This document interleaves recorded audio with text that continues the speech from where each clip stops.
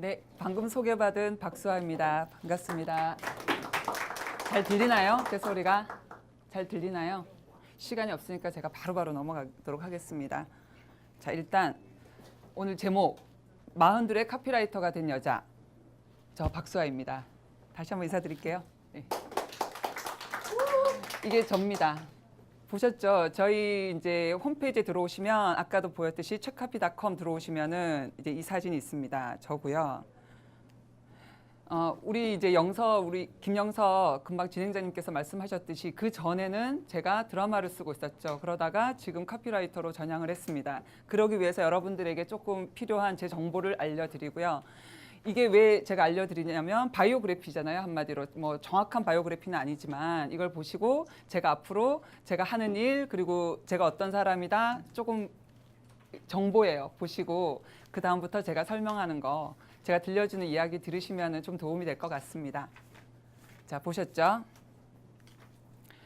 저는 사람들이 많이 묻더라고요. 작가가 되려면 뭘 해야 되나요? 그리고 혹은 글을 잘 쓰고 싶은데 어떻게 하면 되겠습니까? 자녀들을 데리고 와서 그런 질문들을 많이 하시더라고요. 그때 제가 항상 떠올리는 이야기는 사실은 타고나야 된다라는 이야기도 많이 해요. 그거는 근성이 있어야 된다라는 생각을 하거든요.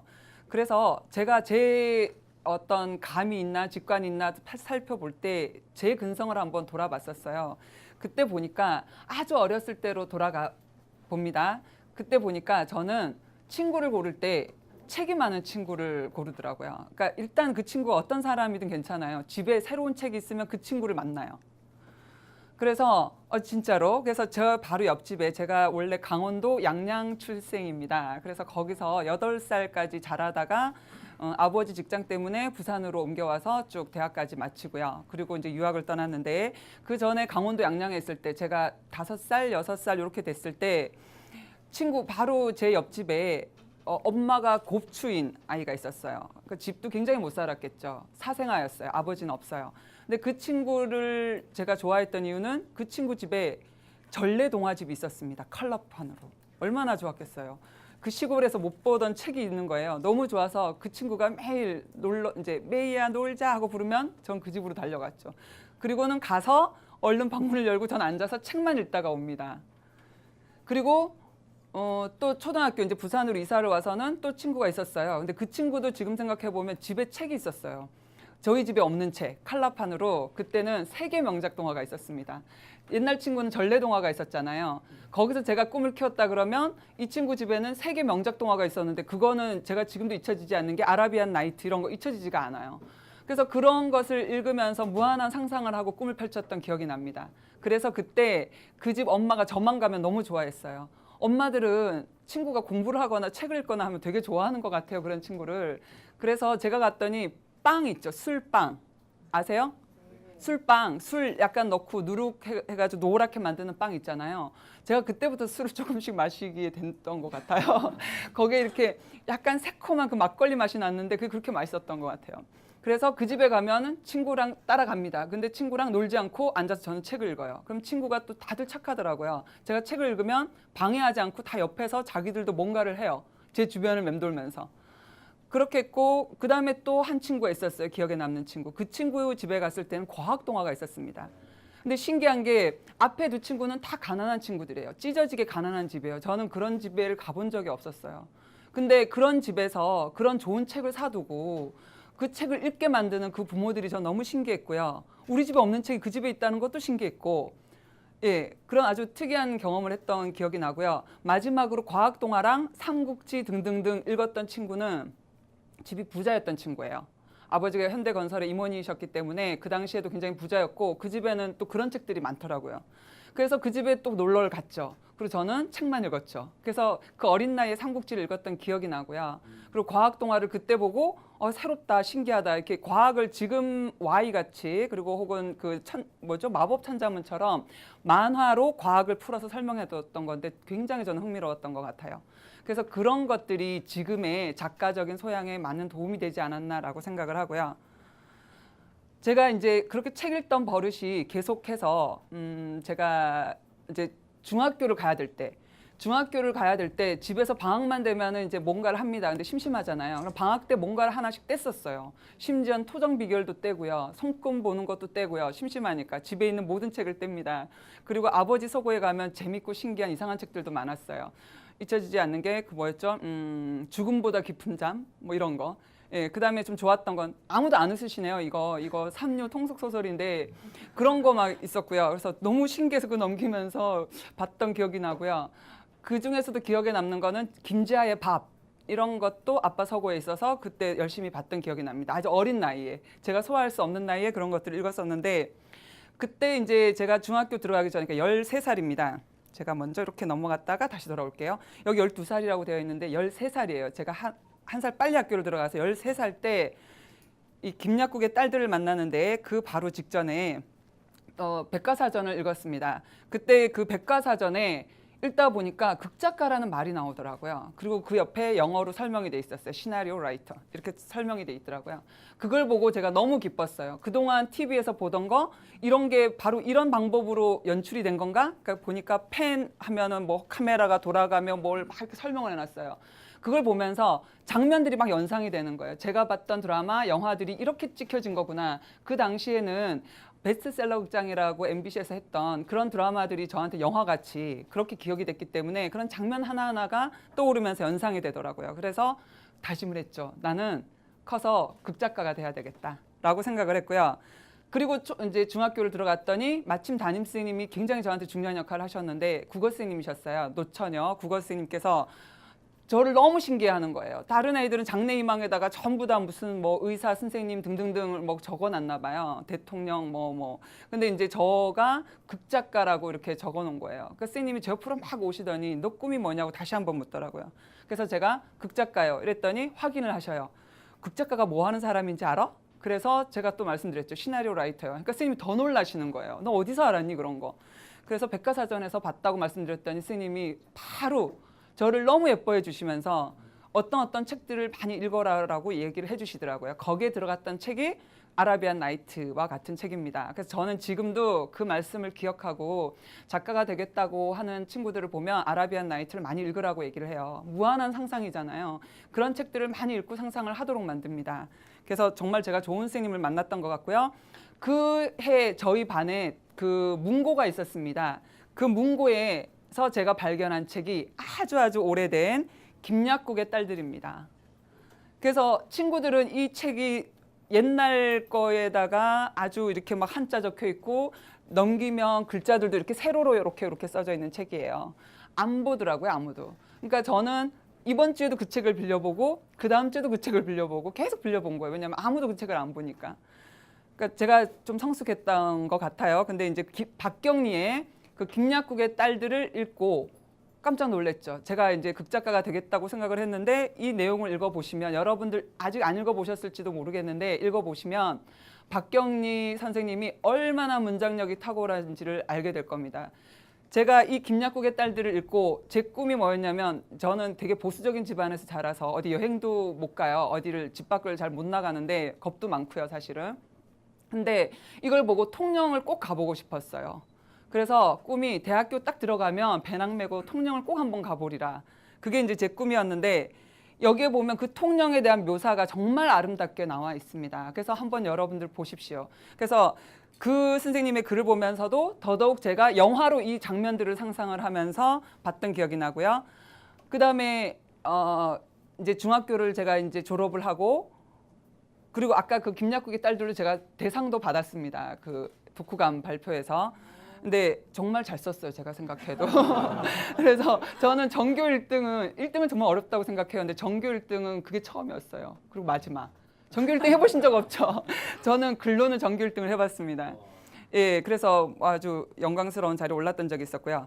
그 다음에 제가 이제 고등학교를 들어갔어요. 갔더니 또 저희 담임 스님을 참 잘 만났어요. 고등학교 1학년 때 스님이 노총각, 이번에는 노총각 지리 스님이셨어요. 제가 그때 되게 좋아했던 것 같습니다. 근데 그 스님께서 저를 또 어여삐 여기셔서 저의 손을 붙잡고 여기 내 인생에 가장 혹독했던 문우회를 집어 넣었어요. 저희 학교 그 전통이 문우회라고 하는 여기는 시학회입니다. 근데 여기는 반장들 이상만 갈 수 있는 이상한 전통이 있었어요. 그래서 공부를 잘해야 시를 잘 쓴다. 이게 우리 학교의 그 모토였답니다. 그래서 공부를 못하면 문예부 하고 싶어도 넣어주질 않았대요. 그래서 반장들만 딱 넣었어요. 그러니까 아이들이 원성이 높았겠죠. 이런 디스크리미네이션 막 이제 그래서 막 이렇게 항의를 하니까 학교에서 조금 순위를 낮췄어요. 그렇지만 저 같은 경우도 3차까지 시험을 쳤는데 마지막 시험에는 성적표가 공개가 됩니다. 그래서 그 유일하게 성적표가 공개되는 서클이었어요. 동아리. 네. 그래서 여기를 들어가려면 이게 있어야 돼. 또 거기에 제가 낚인 거예요. 이거 들어가면 영광인가 보다 해서 또 선생님이 갖다 넣으니까 기쁘게 들어갔죠. 근데 들어간 순간부터가 저한테는 지옥이었습니다. 그래서 저는 그동안 시 훈련을 받은 적도 없었고 가서 시를 쓰는데 저는 공부를 해야 되잖아요. 이제 고등학교에 왔고 좋은 대학을 갈 꿈을 갖고 왔고 했는데 갑자기 시를 쓰라고 하는데 시를 못 쓰겠는 거예요. 저는 쉽게 시가 안 나오더라고요. 그래서 밤을 새야 되는 거예요. 밤에 맨날 울었어요. 그래서 처음에 썼던 시가 뭐였냐면 제목이 새벽에. 새벽에. 그 새벽에 제가 얼마나 힘들었으면 그 새벽에라는 시를 썼는데 정말 쥐어짜는 고통으로 썼던 시였어요. 그래서 시를 딱 발표를 하니까 사람들이 다 너무 관념적이다라고 얘기를 하는데 저는 관념적일 수밖에 없는 고통에 시달리고 있었거든요. 그 새벽에 바깥에 두부장수 소리를 들으며 나 지금 뭐 하는 거지? 이 갈등과 번민 속에서. 그렇지만 포기하지 않았습니다. 한 번은 제가 포기하려고 찾아갔어요. 근데 그게 정말 제가 실패자가 되는 것 같아서 다시 접고 그다음부터는 단 한 번도 제가 그만두겠다는 얘기를 하지 않고 시를 썼습니다. 그리고 대학을 들어가서 대학 들어갈 때도 저는 사실 정치 외교학과나 이런 데를 가고 싶은 마음이 있었고 당시에 이제 영어를 좀 잘했기 때문에 중학교 때는 제가 우리 학교에서 이제 대표로 뽑혀서 나가서 이렇게 연극도 하고 그랬었어요. 이렇게 교육감들 앞에서 이렇게 하고 당시는 꽤 좀 했었죠. 공부도 좀 했고. 근데 이제 고등학교 가서 그 시 하면서 두두두두 떨어졌겠죠. 그리고 나서는 국문과를 저는 안 가고 싶었지만 결국은 국문과를 갔습니다. 가고 이걸로 제가 석사학위를 받았습니다. 구상이라고 아시죠? 구상 선생님. 우리나라에서 최고봉에 계신 구상 선생님 서정주님과 함께 그분의 연작시에 나타난 주제양상 연구를 하면서 제가 직접 구상 선생님을 아련을 하는 영광도 그때 있었죠. 시험을 봤습니다. 구상 선생님 앞에서 무릎 꿇고 선생님 책을 다 읽어야만 했어요. 제가 무릎 ቁ고 다 한자에다가 정말 죽는 줄 알았습니다. 두두 떨려가지고. 근데 그리고 난 다음에 미국 유학기를 택했습니다. 이때는 제가 유학을 통해서 정말 하고 싶었던 건 교단에 서고 싶어서 강단에 서서 문학을 같이 논하고 싶었기 때문에 갔는데 리터처를 하겠다고 갔는데 이것도 저는 고통이었죠. 아까 그 미국 유학도. 그래서 정말 나는 어렵게 사는구나. 왜 이렇게 어렵게 살지? 라고 생각을 했고요. 그때 이제 제가 사실 저는 졸업이 아니라 지금도 위드로로 되어 있어요. 휴학. 우리말로 표현하면 휴학. 맨 마지막 한 학기를 놔두고 과감히 한국으로 돌아왔습니다. 왜냐하면 5년 비자가 끝났기 때문에도 왔었고 끝나가죠. 그래서 돌아왔는데 그때 제가 올 때 그 전에 미국에서 아르바이트를 했었어요. 그 아르바이트가 인연이 돼서 지오넷이라는 그러니까 통신원 글을 써주면 5만 원씩을 준대요. 그래서 why not 하고 했던 겁니다. 근데 이 지오넷에서 저는 또 굉장한 특혜를 봤어요. 지금 보면 지오넷을 다녔던 것이 저한테는 너무너무 큰 베너핏이었던 것 같아요. 근데 이 주식회사 지오넷을 가서 제가 전무후무한 1년 반 만에 차장까지 말단에서 차장까지 올라갔었죠. 그때 제 모토가 빅 프로그레시브였습니다. 그래서 저희 직원들 제 후배들 보고도 늘 얘기했던 게 일을 할 때 빅 프로그레시브. 다만 파저티브하다는 건 전 파저티브하다고 생각하지 않아요. 어떤 거든 그냥 긍정적으로 생각하는 거 그거는 어떻게 보면 무모하고 비겁한 걸지도 몰라요. 근데 빅 프로그레시브. 진취적으로 내가 이거에 대한 대안까지 생각하면서 하는 것이 정말 긍정적인 게 아닌가. 그리고 일을 되게 만드는 거잖아요. 그러니까 저는 지금도 한 번도 안 된다는 얘기를 잘 하지 않아요. 무조건 되게 만들어요, 그냥. 그래서 그때 그 기준이 51%인가 49%인가를 두고 얘기를 합니다. 51%이면 저는 just do it. 49%이면 어떻게 할까요? just keep 뿐만이 아니라 그냥 forget it. 잊어버려요. 이 방법이 저는 지금까지도 저한테 굉장히 많이 도움을 주고 있고요. 시간이 없으니까 빨리 하겠습니다. 그리고 고속도로에서 제가 유턴하다라고 이렇게 제목을 붙였는데 이게 무슨 뜻이냐면 지오넷에서 제가 그렇게 3년 동안 승승장구해 갈 동안 그대로 갔으면 저는 아마 그쪽 업계에서 굉장히 유명한 사람이 됐을지도 몰라요. 가만히 앉아서 500만 원씩 상담비를 받을 수도 있을 거예요. 근데 저는 과감히 그 자리를 내놓고 유턴을 했습니다. 그러니까 고속도로 앞길이 보장되어 있는 쭉쭉 뚫린 길을 제가 막 달리고 있다가 그 자리에서 바로 유턴을 했어요. 왜? 어렸을 때 꿈을 찾아서. 왜냐면 이제는 나이가 된 것 같았기 때문에 드라마를 쓸 수 있는 나이가 됐을 것 같아서 제가 36에 관뒀죠. 관두고 저는 지금까지도 새기고 있는 말이 세옹지마. 네. 어떤 게 과연 나한테 복을 갖다 주는 일인지 몰라요. 당장 내 앞에 복처럼 다가오지만 그것이 나중에 화가 될 수도 있고 지금 화처럼 다가오지만 그것을 잘 썼을 때 그게 오히려 복이 될 수도 있다라고 생각을 하고요. 그래서 저는 그때 제 복이라고 생각했던 그거를 과감히 뿌리치고 나왔을 때 저한테 다시 이렇게 복이 온 것 같습니다. 물론 드라마 하면서 굉장히 힘들었고요. 제 인생에서 가장 힘들었던 좌절은 그 드라마 하면서 다 겪어본 것 같아요. 하는 것마다 뚝뚝뚝뚝 떨어지고 왜 다 잘 쓴다고 하는데 왜 안 되지? 왜 안 되는지 저도 모르겠는 거예요. 그리고 난 다음에 2011년 12월 28일 무슨 일이 있었냐면 자 여기 제가 우리 말씀드렸던 우리 보세요. 여기 한가는 교수도 있죠. 예? 보이죠? 다 보이죠? 여기. 지금 여기 보면 제가 아는 분들이 저 뒤에 배경으로 많이 있습니다. 여기 김중태 소장님부터 해가지고 한가는 교수님 저기 있죠. 그 다음에 제가 저 누군가를 보고 있죠. 예? 저기 책카피님 보고 있죠. 발견한 거예요. 이날 처음 만났습니다. 책카피님을. 그리고 여기 김희동 대표도 있고 다 있죠. 여기 유석호 대표님도 계시고. 왜 제가 얘기를 하냐면 지금 이분들이 저하고 인연이 돼서 만나고 있는 분들입니다. 제가 가장 왕성하게 활동하고 있는 브릿지 피플 멤버들입니다. 그리고 제가 그날 이렇게 어줍잖게 처음 책카피님과 인사를 했는데 12월 28일 바로 우리 고 PD님이 하시는 여기 북포럼에서 처음 뵀습니다. 뵀는데 지금 저의 대표님이시자 사수이시죠. 예, 책카피님이 과감히 30년 동안 쓰던 책카피 연구실 그 이름을 버리시고 책카피앤메이로 예, 저한테 허가를 주셨습니다. 그래서 책카피앤메이로 제가 카피라이터로 소속이 돼 있고요. 그래서 어떻게 이 한순간의 인연이 이렇게 자기의 운명을 바꿀 수도 있다라는 그런 생각이 들었습니다. 한순간에 잠깐 그 짧은 만남이 이렇게 내 인생을 바꿀 수도 있다라는 생각이 들고요. 그리고 저렇게 아까 스쳐 지나갔던 많은 사람들이 지금 저에게 너무나도 귀한 인연들이고 그러니까 여러분들이 지금 이렇게 스쳐 지나가는 인연도 그냥 헛볼 게 아니라는 얘기죠. 그리고 이것이 첫 번째 제가 딱 보니까 1년 됐습니다. 제가 6월 29일에 썼던 자료가 있더라고요. 보니까. 그래서 이게 한 6월 며칠쯤 됐을 것 같은데 딱 1년 됐습니다. 제가 카피라이터로 한 지가. 국립공원관리공단 일부터 스님이 갑자기 저를 데리고 가셨어요. 그래서 이사장님 만나고 일을 바로 시작했습니다. 그때 제가 처음 내걸었던 슬로건이 그쪽에 제안을 했던 슬로건이 내가 지켜줄게 국립공원아. 어떻습니까? 이게 국립공원 슬로건이에요. 어때요? 좋아요? 어떤 느낌이 드세요? 따뜻한 느낌이 드나요? 예, 지켜주고 싶다는 생각이 들죠. 우리가 연인에게 내가 지켜줄게 누구야 라고 얘기를 하잖아요. 그러니까 그런 느낌으로 제가 이거를 지어줬던 겁니다. 그러니까 자연보호를 해라가 아니라 내가 지켜줄게. 내가 자발적으로 지켜줄게 국립공원아. 더 아끼고 사랑하자는 뜻으로 이것을 지어서 드렸는데 어떻게 됐을까요? 디나이얼. 예, 아주 공무원들은 싫어합니다 저런 거. 예, 그래서 디나이얼 됐고요. 그러니까 이렇게 실패는 계속 하지만 이제 또 저희 대표님은 인정을 해주시더라고요. 그래서 저거를 과감히 내밀었고, 근데 안 됐죠 물론. 그래서 지금 여러분들이 볼 수 없는 겁니다 국립공원에서. 그다음에 카피라이터의 조건으로 그래서 제가 지금까지 말씀드린 이유는 뭐냐면 제 앞에 얘기가 다 뭐냐면 마케팅과 전략에 통달해야 된다. 이게 카피라이터의 조건이에요.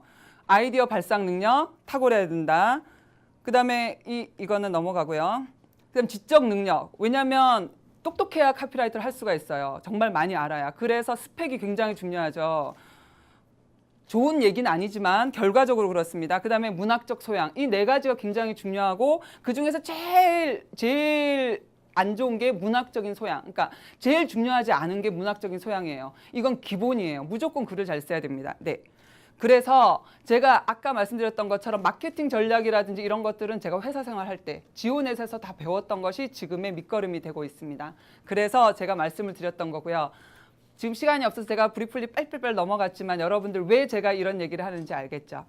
그래서 제가 여러분들에게 마지막 드리고 싶은 이야기는 동료나 선배가 아니라 자신보다 나은 자가 되려고 노력하는 것이 훨씬 더 현명하다는 겁니다. 그러니까 앞으로 여러분들도 끊임없이 노력하시고 더 또 좋은 인생 42이든 뭐 43이든 52이든 이루시길 바랍니다.